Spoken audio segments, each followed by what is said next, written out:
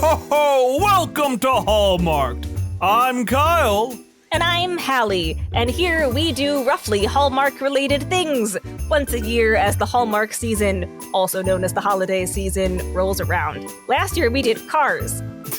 We sure did. Yeah, so we needed something to top that this year, and we thought long and hard about that one. And when we think of the holiday season and the love and joy, obviously, we think of war. Yeah.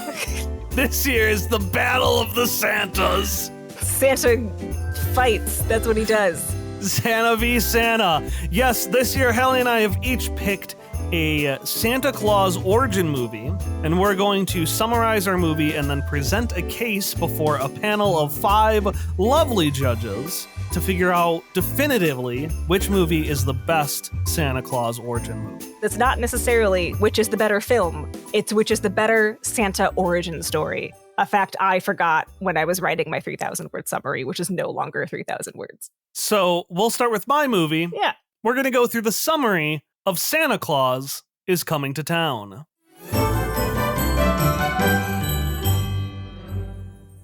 Jessica is a beleaguered, beautiful young woman in Somberton, a dim and depressing town run by the tyrannical Burgermeister Meisterburger, a man so miserable he even outlaws toys. One day, after starting her new job as a school teacher, Jessica meets a colorfully dressed man giving out children's toys. Now, Jessica's upset by this. Toys have just been outlawed, and as she says herself, they're frivolous, impractical, unproductive, and Jessica's cut off when this beautiful young redheaded man gives her a little doll, one she just always wanted as a kid.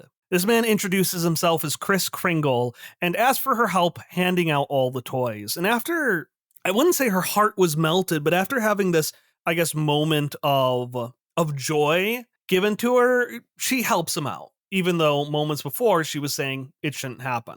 Unfortunately, Burgermeister Meisterburger, as I said, he has a very fierce rule on his town. So he immediately, well, first he tries to imprison the children. He flat out says, take these children to jail. At which point Kris Kringle says, don't imprison the kids. It's me you want. He has a lot of good lines in the movie, like turning from the window and saying, I'm a man now. And I can't share all of them. But anyways, because of that, the mayor doesn't imprison the kid, but he does destroy all the toys.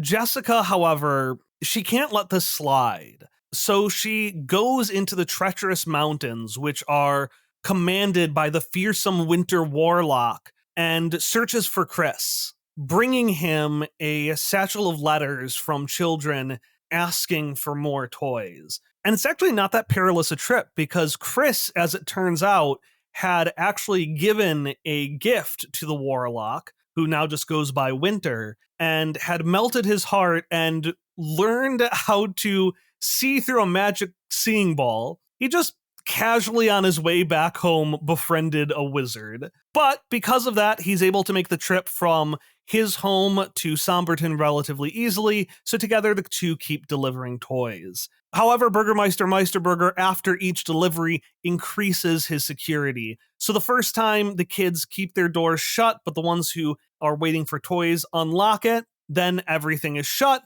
so Kris goes down the chimney, because that's the only way in. And then finally, when even the toys are found then, and Burgermeister Meisterburger, as I said, in a really shockingly, totalitarian move, is full on searching houses for toys, Kris decides to hide them in the stockings that the kids dry above the fireplace at night, because it's a boring thing, so they're never going to check. However, eventually Burgermeister Meisterburger goes on the offensive, and he captures not only Kris, but he captures the warlock and Chris's entire family of toy-making elves. Just a few days ago in time, just a few minutes ago in the story, Jessica, who had wanted to follow the rules completely, but she's finally realizing how her town has in many ways betrayed her, and how Kris has instilled a sense of love and joy and wonder. So she sings about it in the animated sequence that definitely got all of the budget. So there's one point where she's looking at her reflection in the water, and again, this is the late 70s, the reflection is clearly just a printed off image of her that they put at the bottom of the water. And I love it. I unironically love it. So she finds the warlock in the prison as a part of becoming good. He has unfortunately been lost all of his power, and the only thing he has left are some little corn nuggets that make reindeer fly. So Jessica runs to the reindeer friends that Chris had made, because Chris befriended pretty much every animal in the woods like a fucking Disney princess. She finds 8 of them, gives them the corn, and they help jailbreak Chris the warlock and his family. Everyone runs back home but finds that it has been razed by Burgermeister Meisterburger's army, I guess for lack of a better word.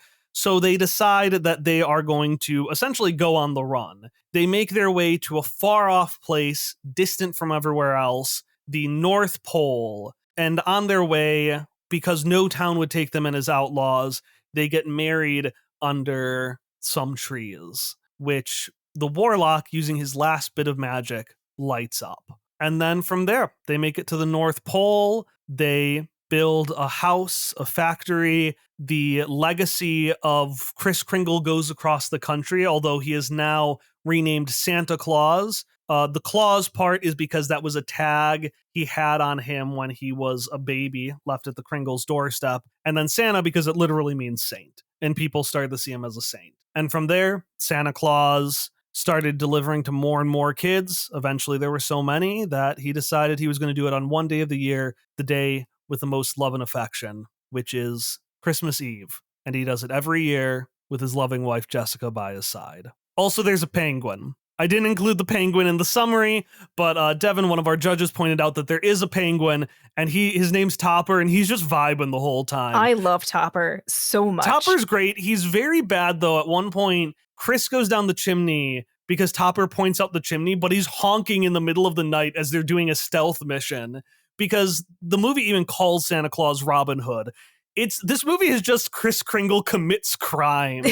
And we'll get into that when I get to my arguments, but it's really just a lot of crimes. And then you're at the North Pole. And yeah, that is a very brief summary of Santa Claus is Coming to Town.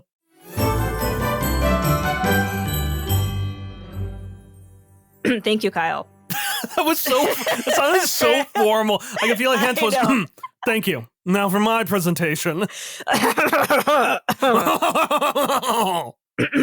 Klaus is a story about letters. And the letter it starts with is a summons to our protagonist, Jesper Johansson, cadet at the Postal Academy. The summons is from the headmaster, who was also Jesper's father. Jesper, as we learn, has been intentionally tanking school so he can go back to living a life of luxury, doing absolutely nothing. But Papa Johansson sees through this and one-ups his son with a combined punishment and power move. He makes Jesper a full-fledged postman and sends him to establish a working postal service in the town of Schmierensburg. Within 1 year, they use the metric of 6,000 letters sent, and if he doesn't meet that, by the time the year is out, he's going to be cut off from his family's considerable finances. I forgot how much this movie really was about letters. It's cool. I'll get to that in my arguments. But for now, suffice to say that Schmierensburg sucks. It's cold, foggy, dark, and dilapidated, and everyone there just hates each other on account of a feud between two families, the Crumbs and the Ellingbows. And no one has any letters to send because they're just like not writing to anybody off the island. They fucking hate each other. Yeah, or each other. They're sending nothing. I really like that Santa Claus is coming to town. No one does anything just because they're sad. They're so full of sadness. And this movie is everyone's so full of rage. Oh yeah, everyone's just genuine murder happening in the streets. It's there are two women who escort what is clearly a corpse between buildings. Children push an old man in a wheelchair down a hill. It's bad. I really want to change this argument now to Schmierensburg or Somberton. Which one is the worst town? Which is the worst place to live? But suffice to say, no one's sending letters.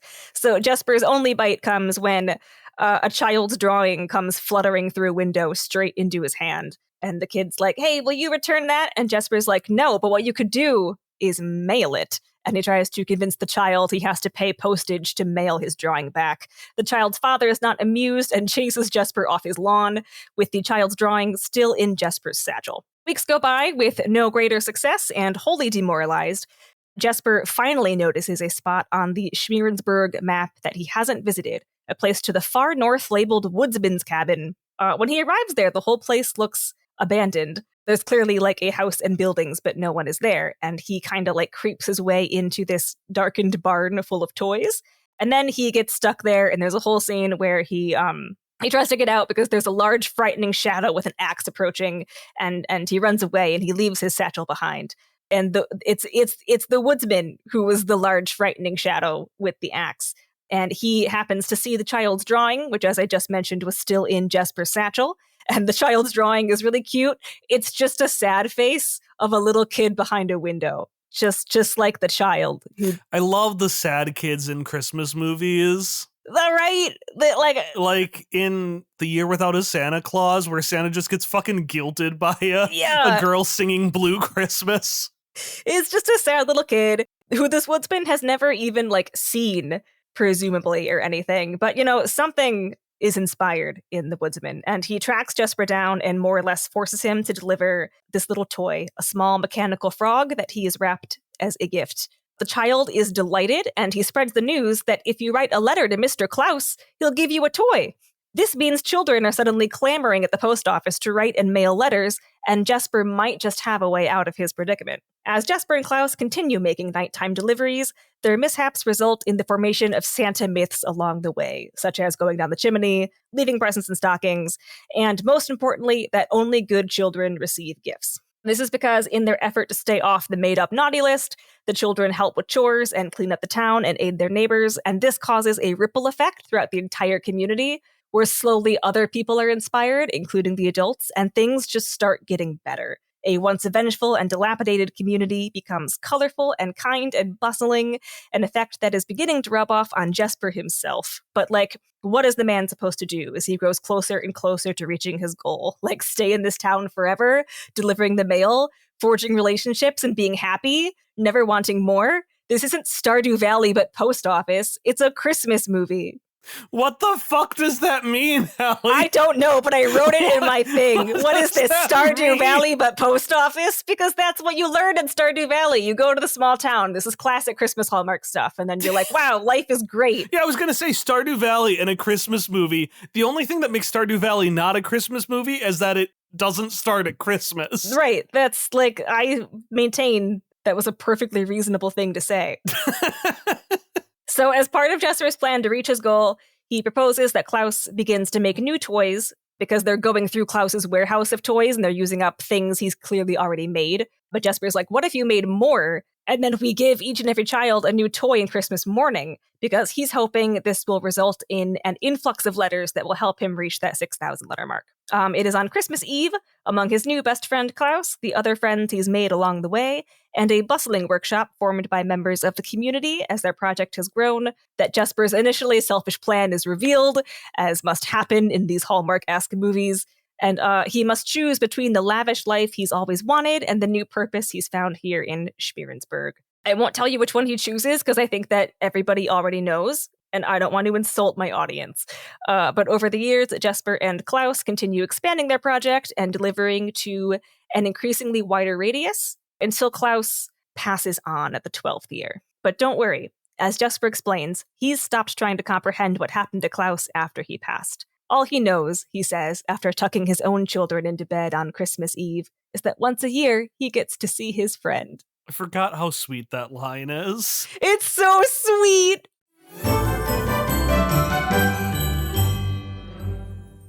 All right, now that we've introduced our movies, Hallie and I are going to get into the details, into the weeds. We're going to argue about how our movie is the best Santa Claus origin movie. And each of our judges will have the opportunity to ask us a single question during the process. So I split mine into 3 arguments, Hallie. Are yours split into different arguments, or is it just... Yes, I also have 3 arguments. Do we want to just do the same order, me, you, like last time? Yeah, let's do it. Okay, so we have to look at this as a Santa Claus origin movie. Now, I personally think that for mysterious, larger-than-life characters like Santa Claus, it's nice to have a little bit of mystery. Unless you're a kid. I really love for kids the opportunity for them to go in and explore and get all the details. And, you know, Christmas is for all ages, but I do really think a large part is tapping into childlike joy. And this movie answers, with the exception of the how does he get to every house at night, literally every single question about the Santa mythos, even the ones you wouldn't think of. And the answer to a lot of them are because he did crimes. So I'm going to go through them. Why is he called Kris Kringle? He was adopted as a baby by the Kringles, and they named him Chris. Why does he work with elves? Those are the Kringles. Why do the elves make toys? That was the Kringles' profession. They actually used to work for the king. I'm counting those two as the answer to one question. Why does he wear a red outfit? Because that is the garb of the Kringle family. Why does Santa go, ho, ho, ho? He was friends with seals. That is not a joke. They talk about how, like, he can gallop like a deer, he can climb things like a squirrel, and he goes, ho, ho, ho, because it sounds like a seal. Anyways, why is he called Santa Claus? Because he was an orphan baby. He was left with a name tag that said Klaus, so he had the name Claus as basically a code name when he went on the run, and then people started to see him as a saint, so he got the Santa part. Why deliver at night? Again, he was a criminal. Why go through the chimney? Because the doors and windows were locked. Because he was a criminal. Why stockings? Because cleaning stockings, washing them, and then hanging up by the fireplace to dry is a boring chore for children. It's actually used as one of the ways that Sombertown is basically just no fun for kids. So Santa hid them there because he was a criminal. Now, how does Santa know if you're good or not? That's because the Winter Warlock packed together snow into like a seeing eye and gave it to Santa Claus and is like, now you can see anything. Let me get to the next one. Oh, why reindeer? Because corn magic gets them to fly and they're Santa's friends. Why letters? That's how the kids asked for toys, because they had to covertly ask for toys because Santa was an outlaw. Why does Santa have a beard? Because he's on the run and it makes him look different from the wanted signs. Also, the Kringles have beards, but that part is secondary to him being on the run. I would agree. Why does he go to the North Pole? Because he's on the run from the law. And there's no law in the North Pole. There's a lawless land. Why does he have a Christmas tree? Because he was an outlaw, he wasn't able to be married in any church, so he could only get married under, I think, some pine trees. He and Jessica exchanged gifts under the tree, so that's why you exchange gifts under the tree, their wedding gifts. And then finally, the Winter Warlock wishes for just a little bit more magic for something to happen. And as a, well, probably wasn't Christmas at the time, but as a Christmas miracle, the tree lit up. So that's all the parts of the Christmas tree. And then finally, why Christmas Day? Santa was having too many orders and had to leave too often. So he decided, you know what, I'm going to do it all on a single day. And he chose Christmas because it was, as the movie says, the holiest day and a day of profound love. That is 15 details about the Santa mythos. It is a lot of details. Some of them wholly unnecessary to include. We don't need to know why Santa has a beard.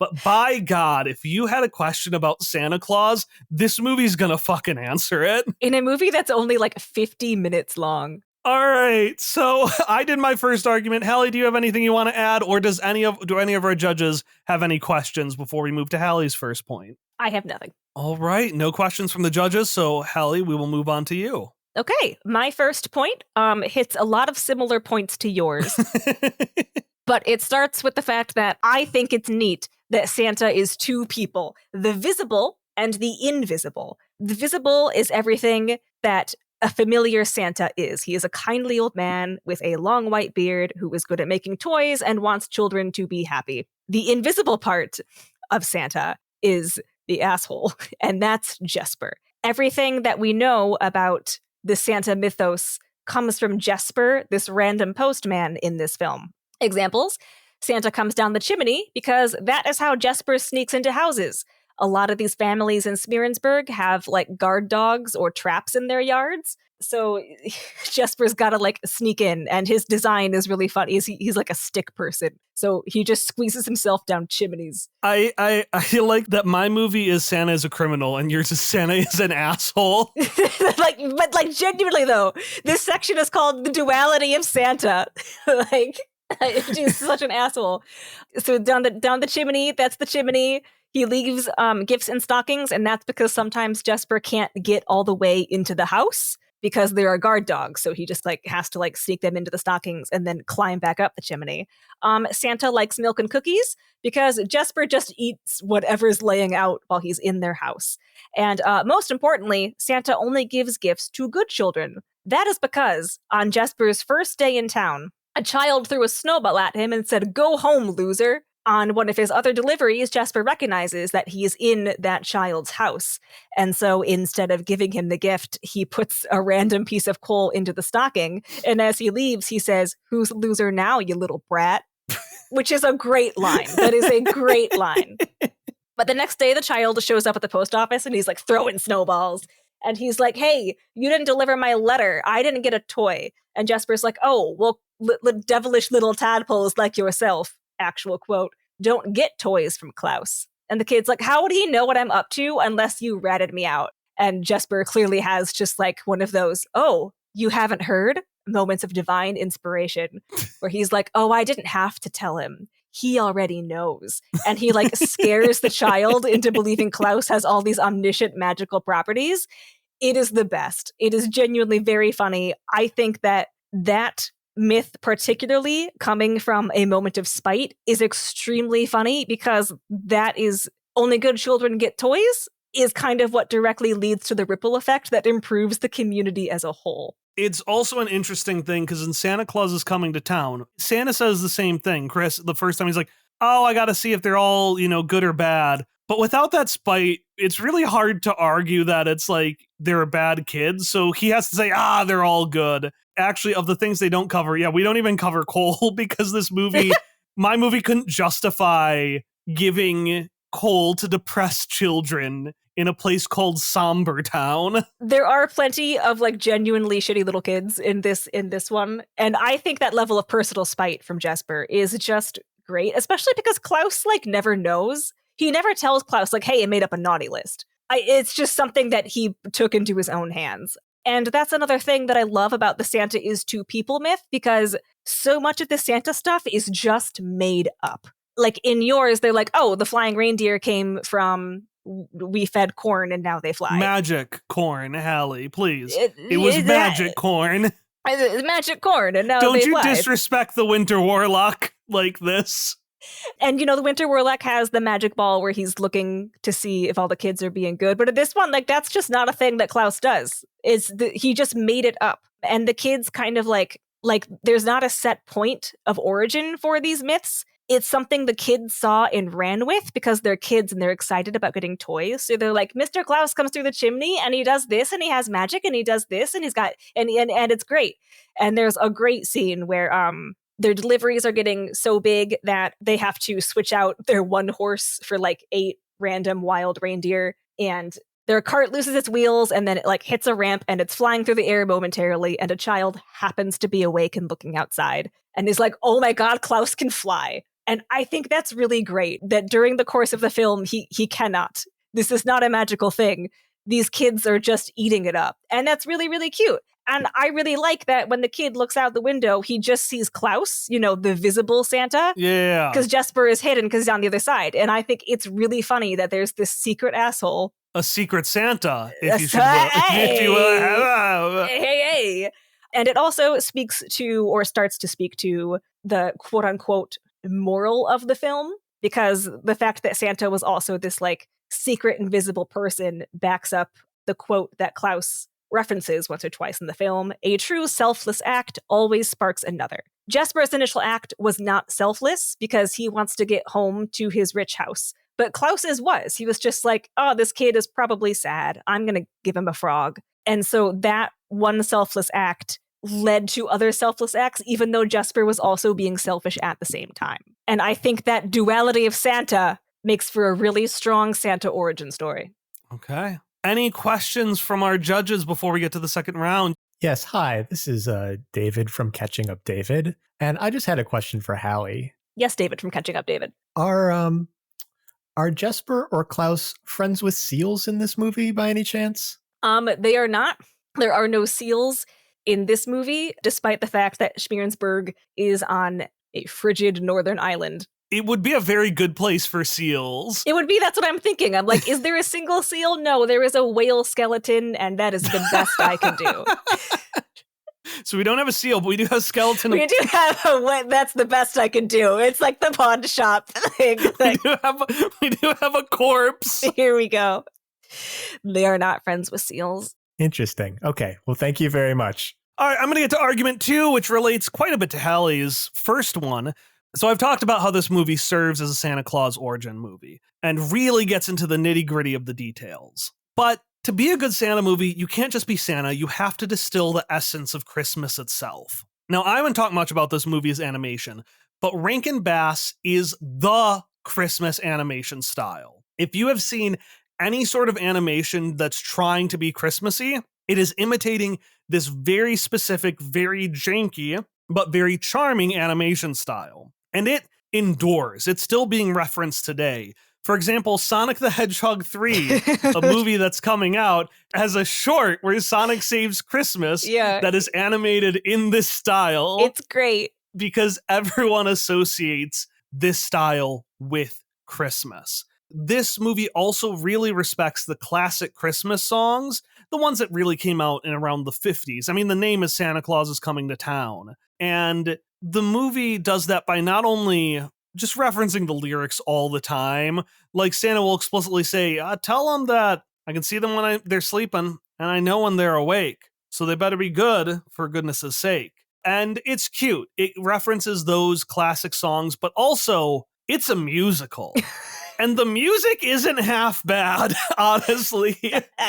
You're right. It's pretty catchy. You're right. And like the best song, because there's a bunch of songs, but the best song, which I think is going to get to the next point, is so this winter warlock is going to flat out murder Santa. He's going to murder Kris Kringle. And Chris is like, okay, but before you kill me, and again, he's not saying spare me, he's just saying, before you kill me, can I give you a toy? I've got one left. And that's all it takes to melt the Winter Warlock's heart. And the Winter Warlock is like, but I'm bad for so long. How can I be good? And I genuinely think this is an inspiring way of looking at it. Chris is like, well, turning good from bad is easy. You just basically do it one step at a time. It's like taking one step after another. And then there's a whole song about walking. You just put one foot in front of the other. It's a good song. You should. It's great. It's a great song. But that's the other thing, is that this movie has a heavy focus on redemption, love, and generosity. Toys are, in this movie,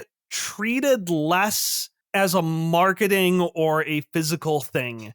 All the toys are, like they're wooden toys. They're handmade. He's not taking, Barbie dolls or Nintendo Switches. I mean, he wouldn't because they weren't out at that point. But like, they're not treated as, oh, look at these cool objects. Instead, toys are treated as love and joy manifest. Through the simple process of giving someone a toy, Kris Kringle literally melts a warlock's heart. He warms up Jessica and gets her on a path of seeing the world in a brighter way.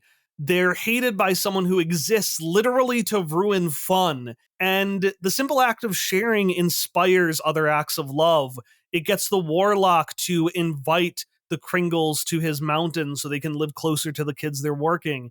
In the song where Chris gives them the gifts, kids start being kind to one another. And yeah, it's just toys, and the act of giving is treated as something generous. And it's not treated as like it's going to fix everything. They even say explicitly at the end, Christmas doesn't fix everything, but it makes things a little better. And as the chat said, it almost got Burgermeister Meisterburger to stop being an antagonist, but he fucking sucked. There was no saving Burgermeister Meisterburger. But finally, I think one of the biggest differences between this movie is the way it treats Santa Claus. In Klaus, Santa, he has some mystical things at the end, but he's treated very much like a human man. Here's how this could have happened. This movie really leans into Santa as a larger-than-life figure, as a man who is inherently good and will do everything he can, and his mere presence inspires others to act like him. And the movie even calls for us to act like him. Christmas has a lot of pagan elements, but fundamentally, it is in many ways a Christian holiday. And so for me, it's really important that Santa Claus isn't just an ordinary man. Santa Claus is Jesus Christ. Because the movie doesn't, it's a religious studio, but it doesn't like hammer your head. They mention God like 3 times. You know, they mention it's the holiest day, for example. But Santa really is just kind of a Christ figure in this movie. He's an outcast, like he gets ridiculed for his clothing, who gets persecuted by the people for his acts of love and joy, and yet he persists and does them nonetheless. And as time moves on and those toxic repressive views go away, he is respected for the love that he gave to the world and still gives to the world. And I don't know what else to say than I think Santa as Jesus is a good myth. I like larger than life Santa. I like tying into the mythology and the fact that even though this explains every single detail of his life, there's still something about him that feels like someone we can hope to be. And that person is Jesus. Yeah, that person is Jesus. All right. Hello there, Scarlett from the hollowed out husk that used to host Queer Engineers.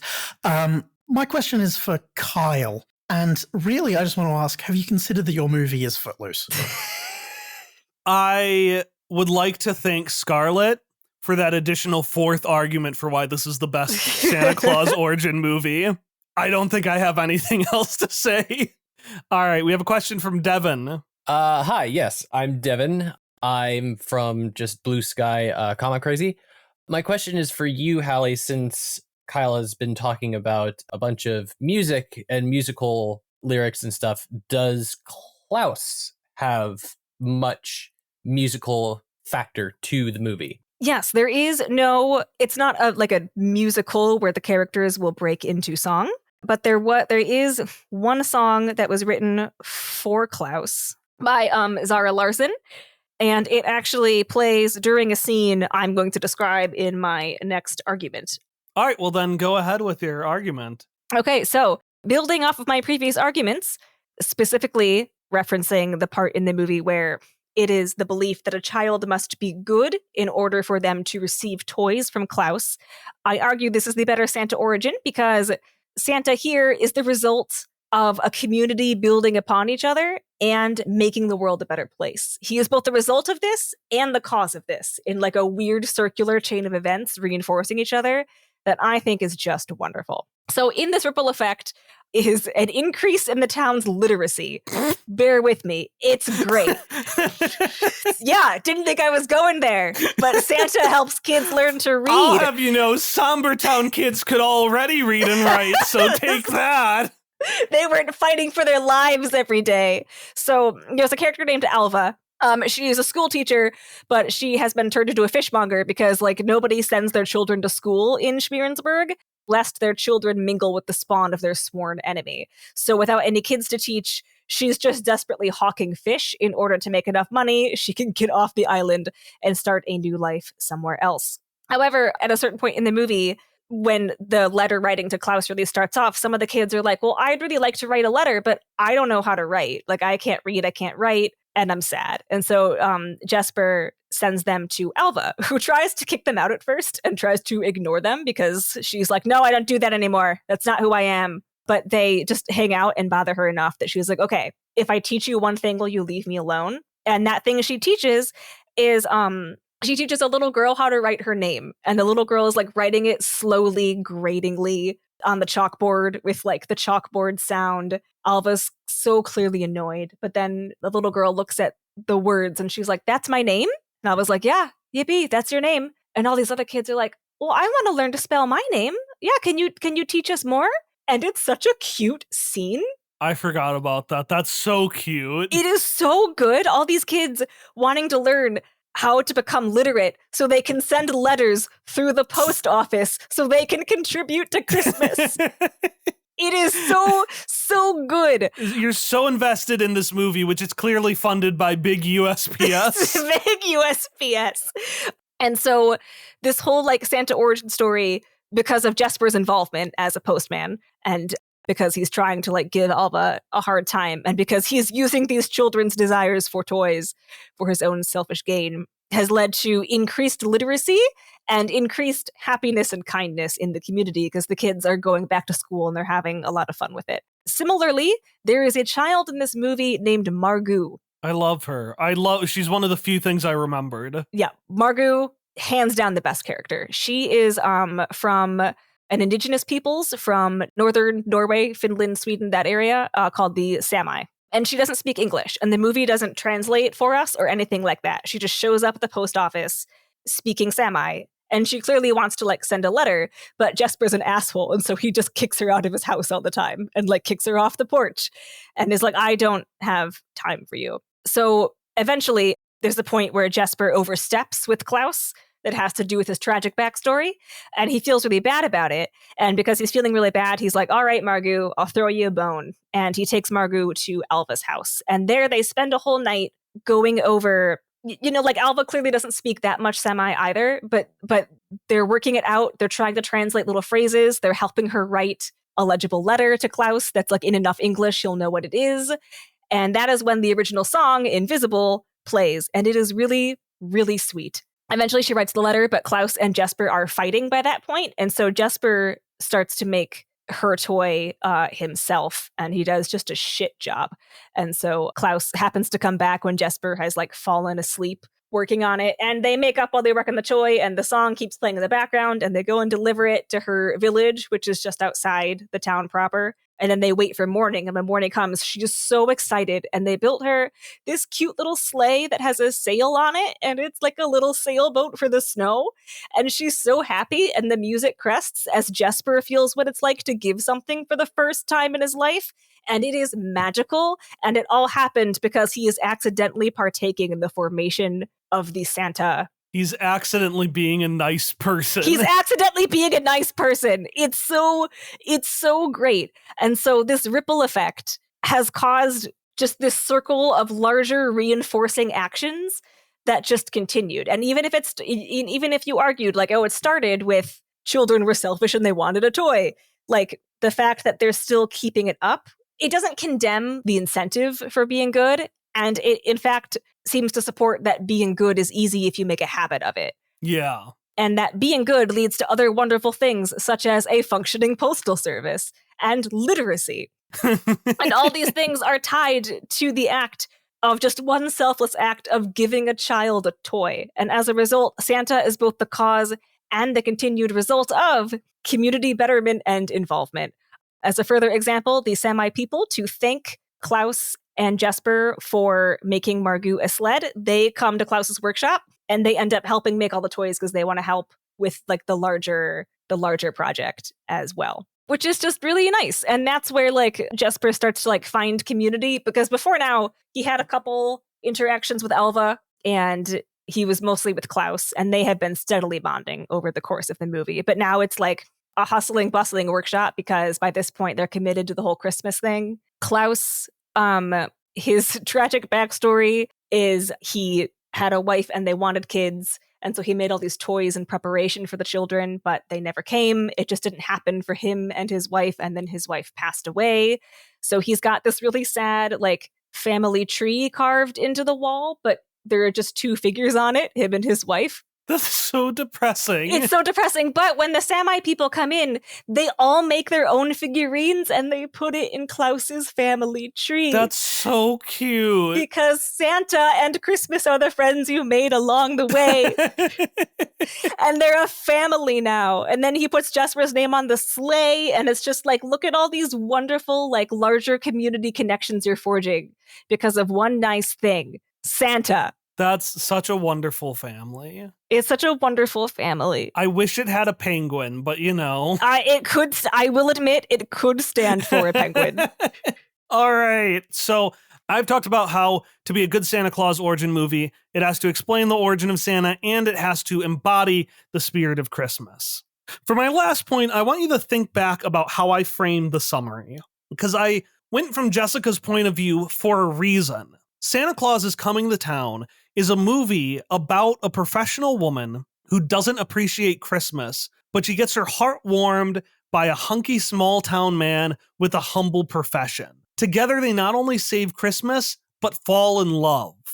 This is a fucking Hallmark movie. The only difference is that instead of her coming to the small town, he comes to her small town and makes it better. Also, to further reinforce this, I forgot to mention this. She does put down her hair during her big revelatory moment. She does. She does do this. Which is the Hallmark look. Like, she really does go from the stereotypical focused on the law and her job to someone who celebrates Christmas and joy. And so because of that, when Hallmark, we rate Hallmark movies, so I'm going to quickly go through the criteria and tell you how Santa Claus is coming to town so that I can show it is a good Hallmark movie instead of just arguing it is. Now, it's not perfect on all things. For example, merry marketability. How Christmassy is it / how much does it make you want to buy Hallmark products? Now, this is a very Christmassy movie. I mean, both of them are.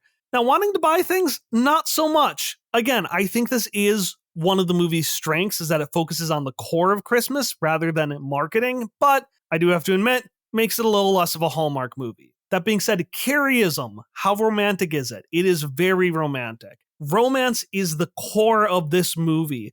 Jessica is a very active character who, through her love of both Santa and Christmas, helps save Christmas through, again, a magical reindeer jailbreak. She also has her whole romance song focusing on how she loves Chris and how he's changed her approach to the world. And that song is the one that gets by far the most attention animation-wise. Like, I don't know if they just thought it would be boring for kids or what, but they go ham on there's a bunch of 2D animation. There's that weird print at the bottom of the water that's supposed to be her reflection. Like, the romance gets, for a 50-minute movie, actually pretty big focus.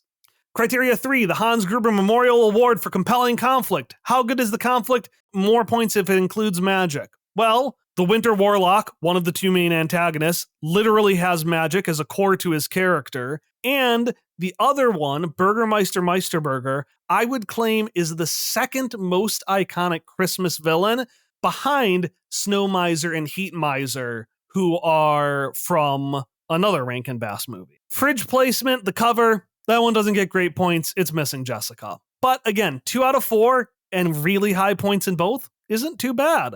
And when we go to the bonus rounds, do the leads have Christmas names? Chris is a religious name. Jessica, also apparently a religious name. It's based on Isaac. I Googled it. Okay. Is there a tragic child? Bonus points is if they're tragically is magically fixed through the power of Christmas spirit. Santa goes down the chimney for the first time because he really needs to give a Noah's Ark toy to a very, very sick girl. This is the only time the girl is mentioned, is this one scene, which I feel like makes it even more of a token Hallmark tragic child. Yeah. Finally, is there a magic and or unsettling Santa? Santa's the hunk in this movie, so I'm not going to count this as magic or unsettling Santa. So he doesn't get the bonus point there. But again, 3 out of 4 possible bonus points is not bad at all. And then finally, our naughty or nice. This movie is nice. Klaus is nice. They're both nice movies. I'm not going to claim neither of them aren't. They're both great. You should watch both of them. You should. I will, however, argue that this movie is more iconically associated with Christmas, which again is not necessarily an indication of quality. But I do think naughty or nice, we think, should this go in, the Hallmark criteria? Is this a must watch? And again, I do think you should watch both, but I do think because of the legacy this movie and honestly all the Rankin Bass movies leave, you gotta watch it once, even if you end up not liking it. I think, Hallie, let's do your final round and then we'll get the last 2 questions. Okay. So I have talked a lot about the duality of Santa and the importance of community in the origin story in Klaus. And so I want to acknowledge why just Klaus is Santa. The movie is very interesting in that Jesper is the protagonist, but the movie is called Klaus, and Klaus is the one who takes over the mantle of Santa Claus. That is because Klaus is the one who needs to be Santa, according to the backstory. Jesper doesn't need that. What Jesper needs is the Hallmark movie experience, because I will argue Klaus is also Hallmark. Jaded rich city man comes to small town, is charmed by... I was thinking about that too. I would say it is in the Cars way, where I think it's got the main character beats, but it is... I know there is a romance, but I do think it's... Okay, It's like a Cars thing where the romance is not the thing that changes him. As important or good. Similarly to Cars, if this was gayer, it would be better. Santa Claus is Coming to Town is the best Santa Claus movie. Klaus is the best Cars movie. It's like, okay, Alva the school teacher and Jesper end up together. It was just like, oh, these are the protagonists, and a woman and a man, they end up. Unfortunately, she doesn't have a tramp stamp like in Cars. that we know of. The cars don't wear clothes, so you can see them a lot. I don't want to think about the fact that cars don't wear clothes. Klaus. I don't like the thought of Lightning McQueen being a fully nude man with just 2 lightning bolt stickers on his cheeks. But Klaus, as a person, is also built. He is a sexy Santa, and I'm glad that we as a community seem to be moving towards like big lumberjack axeman Santa. I think it's great. So Klaus's backstory, he wanted a family, didn't get it, very sad, and he just falls into a deep depression for a long time. It's implied he's been alone with his toys and the woods for a very, very long time before Jesper shows up. So although all of the myths come accidentally from Jesper's actions, Klaus is the heart and soul. He's the one who has the toys. He's the one who does the selfless act because he's like, this child is sad. He was a frog. And that is recognized by the film itself, by naming it Klaus, even though like Jesper is arguably more of the protagonist, and by the fact that like the magic of the universe chooses Klaus. Something I have left out of my telling is that there's this like magical wind motif that keeps showing up through the film. At first, Klaus tries to throw away Jesper's satchel when he finds it, but then the wind like blows it open and blows the letter to his feet. This movie is very realistic and doesn't do magic except for when it does. When Jesper comes to make his case at first, when he's like, oh man, all these kids are writing you letters. I don't know why. I had nothing to do with it, but it would be really cool if you gave them toys so that they kept writing these letters. While he's making his case, he's reading aloud from the kids' letters, which he told them to make intentionally sad. And the wind kind of like swirls and picks up behind him, and they play dramatic magic music while Klaus like has a moment looking at it. And then the wind disappears as soon as Jesper like looks up. But it's clearly like a divine intervention kind of a thing. So at the end, when I say that Klaus passed on, what happened was he was in the woods and the wind piped up and he was like, I'm coming, love. And then he walked into the woods and was never seen again, but in like a good way. So he died like a fucking cat, which just leaves the house to die alone. No, he got swept up. It's like his foot walks past a tree and then you don't see the foot on the other side of the tree. Like there's magic going on. Yeah, yeah. And something that I love is that there is no magic initially, but like their actions lead to magic. Like the magic is kind of loose and undefined. And I really like that, like, the whole movie is Jesper and Klaus stumbling through inventing Christmas by accident. And then whatever force the universe has is like, you know what? Yeah, this guy, he's going to be Santa. Like, not the postman who invented all the myths. We're going to take what he's done and then give it magically to this Klaus man. And that is because Klaus is the recipient of that kind of really mundane, making the world a better place magic himself, because of what Jesper was able to give him back. And so Klaus, as a recipient, is the one most equipped to continue passing that magic on. And I think that is a really, really nice way to combine the idea of like Santa as a duality, with Jesper representing the asking via letter and Klaus representing the giving via toy maker Santa Claus, with like our image of Santa and all the things that he does and continues to do. I think it's very sad. Not like sad. I think it's very poignant. Like, I think it's very, like, two good friends did this. This is nice. I like that they both did this, and then magic decided it was going to continue forever. I like that you never see him as Santa Claus proper. You see him as Klaus the last time when he walks into the woods. And then the last shot of the movie when Jesper's like, once a year I get to see my friend, is just Jesper looking hopefully up at the roof because he hears sleigh bells. And it's so nice. Sleigh bells ring. Are you listening? Dad, Jesper just cries, huddled into the mess. Dad, are you okay? He's got 2 really cute kids. I kind of wish we saw more of him, because he and Alva are, married. Yeah. Like the straight tokens. But on that note, it is easy to see gay subtext if you're looking for it. Very, very easy. So I did want to end my arguments with this movie. Santa gay? Question mark. And it's nice to see the letter function of Santa involved. It is nice to see a postman be involved in the Santa creation myth. And so God bless the Postal Service. Before we have our judgments from the judges, do we have any questions from Kristen and Emily? I'm Emily. I'm from Quest Friends. And does it make the movie better if Santa is hot, like young Santa, or charming, or like in some way appealing? Yes. Mm-hmm. That's a full yes. Yeah. I think we all yearn for hot Santa. I think that even though he is a tiny little stop motion figurine, Kris Kringle is very cute. It's one of those things that I do like the bigger Santa design personally, as a person, stepping out of my argument here.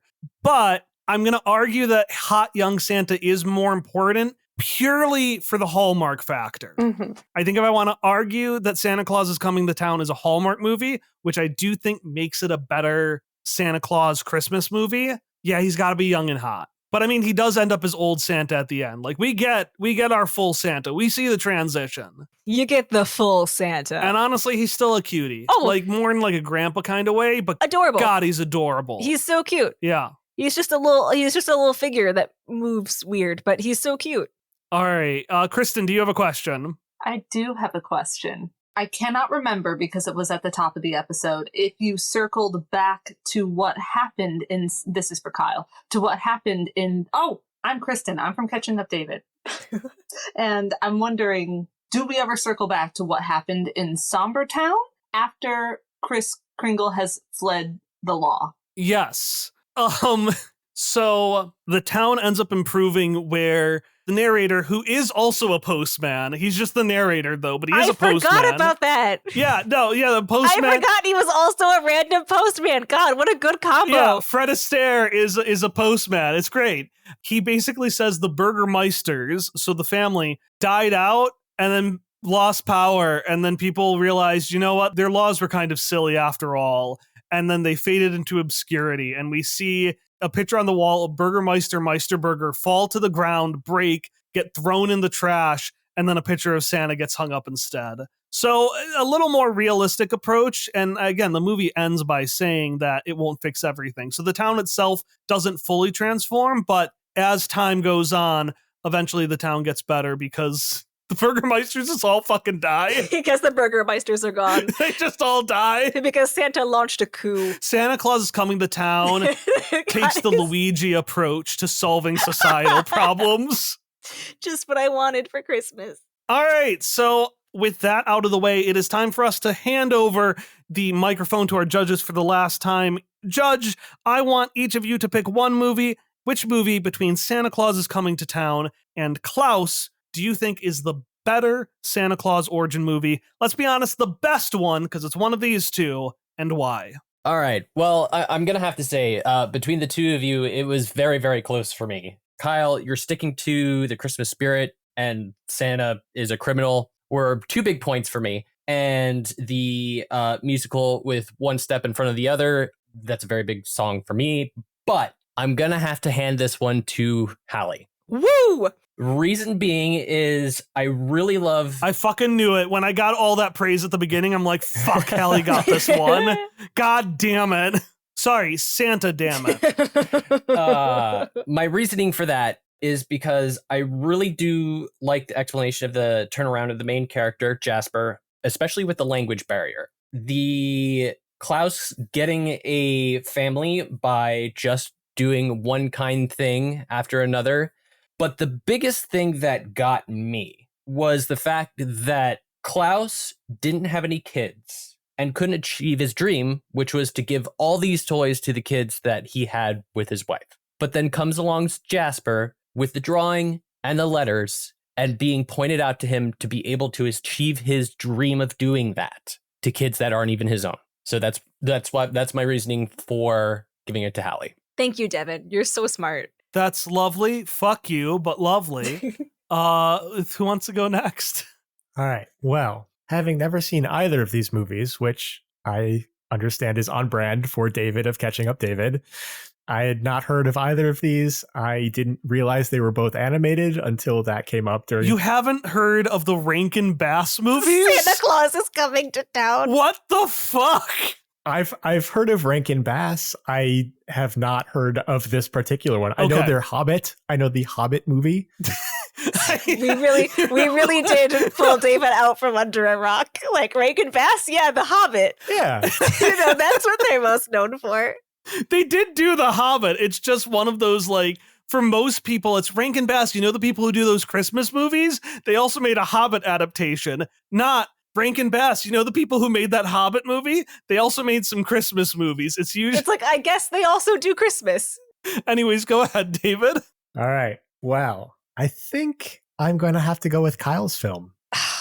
Klaus, I admit, does sound delightful, and I do like the idea of a kind of dual Santa figure as part of the myth. However, Santa Claus is coming to town sounds absolutely insane in the best sort of 1970s animated film sort of way. There's the threat of children being thrown in jail. There are Christmas crimes. There's a warlock, a bad man named Burgermeister Meisterburger, and most importantly, Santa is friends with animals, including seals, which explains his most famous catchphrase.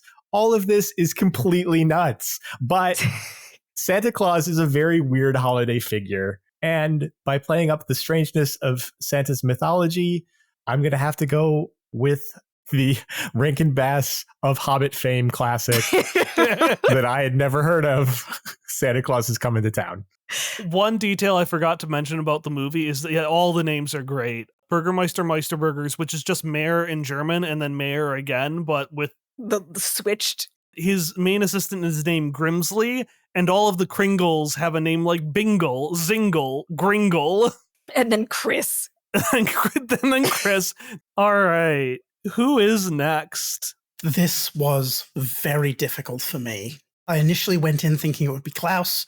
Over the course of the episode, I leant back more towards Santa Claus is coming to town. At the end of the day, it really came down to which of the two Santa Clauses best embodied the spirit of early Christian piety from the 4th century Anatolian bishop, St. Nicholas of Myra, who was, of course, the original inspiration for Santa Claus. I finally get to use my history degree for something. And so I think for that, it could have come down to either. I think, unfortunately, I am going to have to give it to Santa Claus is coming to town. Ah! I love that that was predicated with an unfortunately. It's good.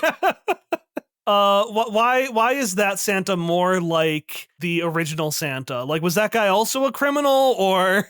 So, St. Nicholas of Myra, his whole idea was this idea of secret gift giving was a big part of it. And also frequent miracles. He was very well known for doing a lot of miracles. And so I think the just rabid nature of the gift giving to the children that I don't think is embodied quite as well in Klaus, although it is there. I think the crimes that have to be committed are very good for a kind of early Christian martyrdom. And I also think, just the more frequent and more obvious miracles that are absolutely embodied in Santa Claus is Coming to Town. I'm really sorry, Hallie. I think Klaus is objectively the better film, but it's so much better. It's a much better movie. It is. It's so good. It's a very good movie. But yes, I'm afraid because of Santa Christ, it has to go to Kyle. All right, our final two judges. I'm going to have Emily go first because we're following the order in which people ask questions. Wow. So we are. I am very torn. I originally was leaning Santa Claus is Coming to Town because it's such a classic. And I think one of the big parts of the magic of Christmas is in the nostalgia of childhood and traditions and that kind of stuff. But I really enjoyed all the cultural inclusions in Claus, and I think Santa being a sad bear is a really strong choice, and having a rude twink postman as his sidekick You can say you just like it because it's maybe gay, Emily. No, here's the thing. I think both of them have very fun character designs, but I feel like the nostalgia is maybe hurting my enjoyment of the more classic claymation character designs because I have seen them more often, whereas I feel like some of the stylistic choices of Claus are more interesting to me. Klaus also did invent a whole new type of animation. I understand. I understand. Santa Claus is coming to town is just so iconic. It can't be voted in. I understand. Okay, but like okay, but I do just this wasn't part of my arguments, but just to show for Klaus is a movie that everybody should watch. They like invented a new type of animation for that film, which was 2019, so it hasn't had that long in the cultural zeitgeist yet. And it's 2D animation, but it looks 3D, and they accomplished it by using a special form of lighting. I have the art book. Both movies have it's so pretty. They have a fascinating legacy with animation. They both just love animation so much, and I love that for both of them. Yeah. Klaus just knocks it out of the park. It tries things new. It's beautiful. The designs are so fun and so bright. And Rankin Bass, Santa Claus is Coming to Town by comparison is, it's not nearly as good looking, but there's something so iconic about its charm. Like, I love that I could just see that, they just took a picture and they just put it at the bottom of this river and they called it a day. Yeah. I will say that the strongest argument Kyle had was crime. Crime was a good argument. All right. So we have 2 votes for Klaus, 2 votes for Santa Claus is Coming to Town. It finally lands on Kristen. Oh, for God's sake. Who, for important context, loves Klaus and hates Hallie. All in all, it balances out. Could this be a Christmas miracle for Hallie? Kristen, I will hand the floor to you. I love Klaus. I think it's a wonderful movie. And so coming into this, I have not seen or do not recall seeing Santa Claus is Coming to Town. And so coming into this, I was very much so like, listen, I'm not saying that Kyle's going to make bad arguments, but I'm saying that he's going to have to make some really good arguments to try to counteract Klaus, even though it is being campaigned for by Hallie. And I've listened to your arguments and I've come to a conclusion. And I think a lot of this decision comes from the fact that my own childhood is I was a nosy little son of a gun, and I would ask Santa a lot of questions. So each Christmas, I would leave out a note that had at least, I guess 10 isn't a lot, but kind of a lot. Santa's a busy guy. And I would just be like, what are you doing for Christmas? What have you gotten for Christmas? Which kind of cookie is your favorite, etc. So I have a lot of things. I have a lot of questions. I want to know a lot of things. And Santa Claus is Coming to Town has answered so many questions. Santa Christ. It's a Christmas miracle. No, it's not. It's not a Christmas miracle. And so I think that from what I've heard of Santa Claus is Coming to Town, it is the better Santa origin story because it seems to thoroughly scratch the itch, for me, of the mystery behind the classic American Santa mythos. And although Klaus is a lovely interpretation, it feels like an interpretation. Santa Claus is Coming to Town story is Santa from how I feel about Santa growing up. And it is also very nice, or as Kyle said, it checks every box that it needs to. And it gives a backstory to Mrs. Claus, who I feel like is wholly underrepresented in Santa media. And I also cannot deny my love for the animation and the style and the charm. And each Christmas, I like to watch Rudolph the Red-Nosed Reindeer. So that is a point that Santa Claus is Coming to Town had in its favor. So Santa Claus is Coming to Town comes out on top. All right. Well, Hallie. What? You had the better movie. You had the better arguments. Yeah, what the fuck is this about? This is the fucking this is what the patriarchy is all about. I had the better movie and the better arguments. You had Jesus. You were just like, I'm going to go straight to Jesus Christ. And I was like, look, I have a different label on mine called The Duality of Santa, the visible versus the invisible. And still the man comes out on top. Thanks, panel. God. Thank you so much, everyone. Thanks, 3 out of 5 panel. Oh, 3 out of 5? 3 out of 5 voted for me, Hallie. 2 out of 5 panel. Yeah, well, thanks sarcastically to 3 out of 5 panel. Thank you genuinely to 2 out of 5 panel. Thank you everyone for joining us. I'm mad. For listening. If you celebrate Christmas, Merry Christmas. Otherwise, have a fantastic week. Happy holidays, all of that. And we will see you next year for something that probably isn't as competitive. Do you have any goodbye lines, Hallie, or are we ending it on that? No, I'm just reading Scarlett's comment. To be clear, if Kyle hadn't mentioned Jesus, I wouldn't have judged the way I did. And look, that's reasonable, but I feel like Jesus is like when you pull out gun in the game of rock, paper, scissors. It's not fair. You pulled the Jesus Christ on me. I'm sorry, Jesus, it was relevant. I literally was listening to watching the end of the movie. I'm like, oh my God, Santa is Jesus. Like, that wasn't I was watching the movie. I'm like, that's what he's Jesus. Uh-huh. All right, I'm going to stop the recording. Uh-huh.